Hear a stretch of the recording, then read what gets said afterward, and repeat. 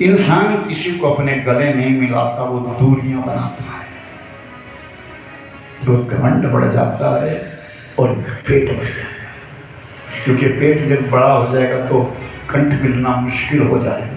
उसी प्रकार घमंड है कि जब इंसान का घमंड बढ़ जाता है वो दूरियां बनाना शुरू कर देता है। नींबू की एक बूंद हजारों लीटर दूध को फाड़ देती है। नींबू की खटाई की एक बूंद हजारों लीटर दूध के लिए फाड़ देती है।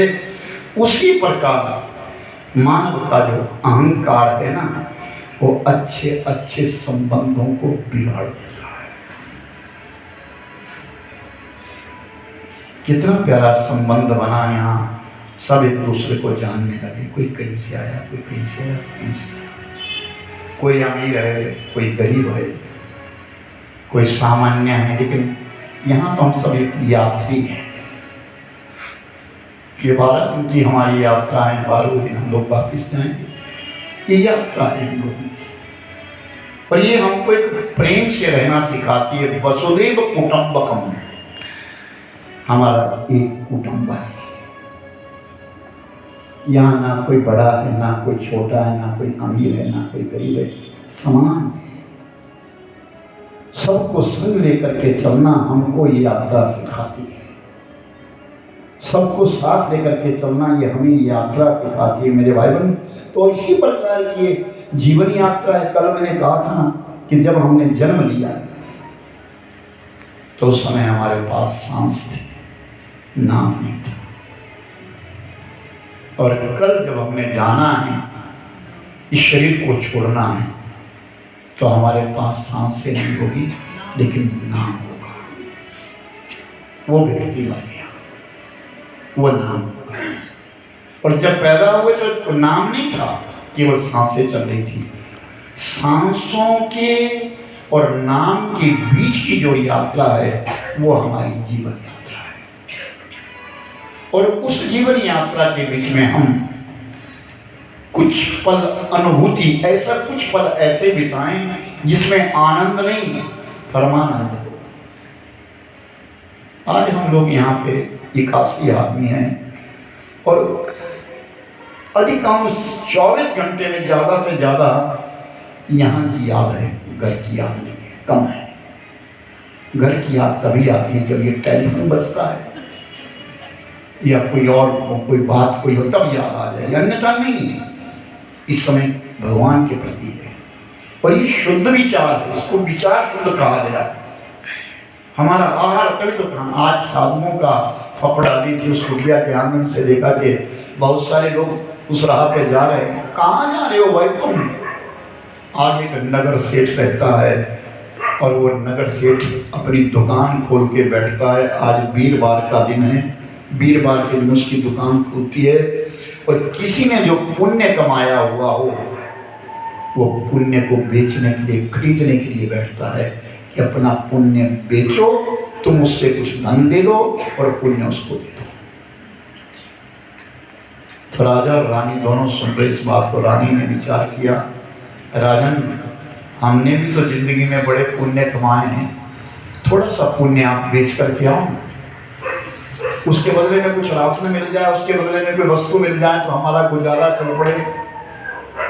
तो राजा ने कहा, क्या बेचना है? पुण्य की नहीं, बेच आओ थोड़ा, चलो 1-2 साल निकल जाए, हमारा कुछ राशन को ले आओ। अब आप बूढ़े हो गए, थक गए हैं आप, अब क्या करेंगे, हम कैसे जिएंगे? तो राजा ने कहा, अच्छा मैं भी जाता हूँ, आज वीरवार है तो जाता हूँ, कोई ढूंढता हूँ नगर। तो उस रानी ने 2 रोटी बनाई और वो 2 रोटी उसके पास उतना ही आटा था, वो बांध करके राजा को दीदी के लिए रास्ते में भूख लगी, खा लेना। राजा चला गया और जब वो राह में गया, रास्ते में गया तो देखा उसने बहुत सारे लोग बावड़ी पर बैठे हैं, बावड़ी के किनारे बैठे हैं और अपनी अपनी पोटली खोल करके भोजन करने लगे। तो राजा ने भी अपनी पोटली खोल दी।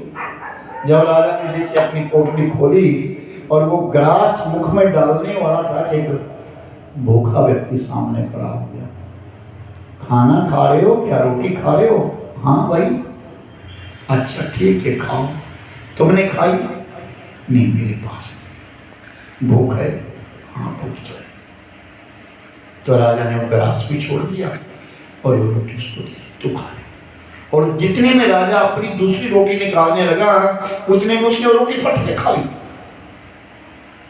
जब उसने वो रोटी कड़वी खा लिया, वो रोटी भी खा ली, तो राजा ने विचार किया तो ज्यादा भूखा है, मुझ में इतनी भूख नहीं, इसको ज्यादा भूख है, ये दूसरी भी तुम खा लो। दूसरी भी खा लिया।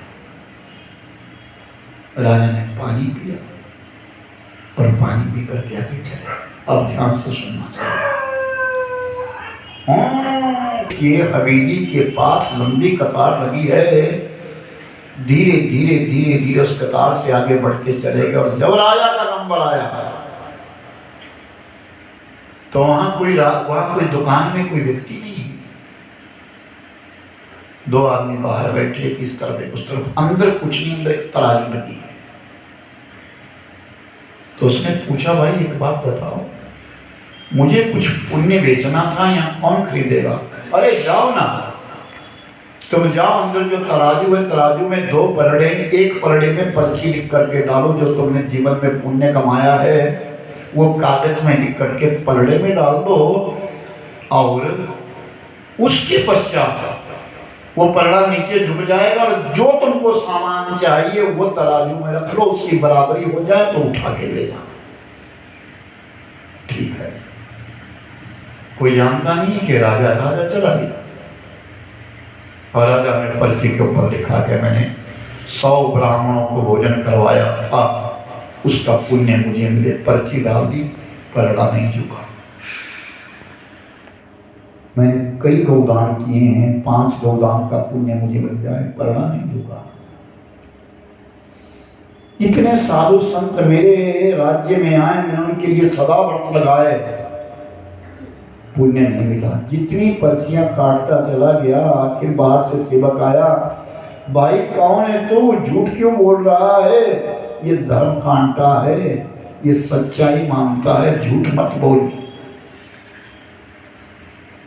राजा मन में विचार करता है, मैं झूठ कहाँ बोलूं, मैंने तो सब किया है। यहां तक कि राजा ने अपने जीवन में जितना भी कोई पुण्य कमाया था सब लिख दिया, लेकिन परड़ा नहीं उठा, परड़ा नहीं झुका, वो झुका ही नहीं। तो राजा ने लिखा कि बस अब मेरे पास तो और कुछ नहीं है, आज मैंने 2 रोटी अपने को लाई थी, वो मैंने किसी गरीब को दी थी, बस इतना कहना था। वो परड़ा थोड़ा करके नीचे झुक गया। जो वस्तु उस दुकान में रखी थी एक एक करके सब डाल दी गई, लेकिन वो पर्ची ऊपर उठी नहीं। तो जब वो दुकान खाली हो गई तो जो सेवक थे वो उठे वहां से और दूसरी मंजिल में नगर सेठ बैठा है।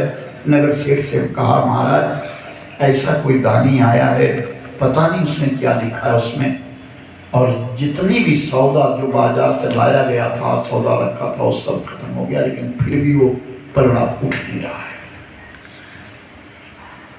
तो नगर सेठ नीचे आया, मैं उसका दर्शन करूंगा, वो कौन है? पुण्य कमाने वाले का लोग दर्शन करते हैं। मैंने एक दिन भी आपको कथा में कहा कि जब कोई तीर्थ से जाता है तो उससे मिलने के लिए लोग आते हैं। हमारे यहाँ कोई नहीं आता, हमारी परंपरा खत्म हो गई, क्योंकि अब रोज की यात्रा है, हर कोई यात्रा कर ही रहा है, रोज कोई यात्रा ही हो रही है, कौन कौन किसके मिलने जाए। लेकिन ये परंपरा थी कि जब कोई पुण्य कमा करके आता था, उस पुण्यमय व्यक्ति से मिलने के लिए लोग जाते थे। और ये जो मैं भंडारे आपको बोलता हूँ कि अपना भंडारा यहाँ करिए, उसमें कारण यही कि जो मैंने कहा कि जब आप यहाँ से जाएंगे तो अपने घर में चाहे सत्यनारायण की कथा करवाओ, वो भी नहीं आप करवाएं तो चाहे बच्चों को भोजन दो, लेकिन 2 इसकी यात्रा की पूर्णाहुति तो हम इसी भंडारे के रूप में भी हम कर देते कि चलो तीर्थ पे आए हैं, अपनी नेक कमाई को नेक राह पे जाए, अच्छी तरह। तो प्रभुवर वो नगर सेठ नीचे आ गया और राजा से कहता, वो जानता नहीं कि राजा है, महाराज मुझे ये मालूम नहीं कि आप कौन दानी हैं, लेकिन इतना बड़ा दानी मुझे नहीं अभी मिला, लेकिन मैं हाथ जोड़ के विनय करता हूँ आपसे कि जो कुछ मेरे पास वस्तु थी वो तो हमने दे दी, लेकिन मैं जानना चाहता हूँ कि आपने आज पुण्य कौन सा किया है। वो नगर सेठ पूछता है,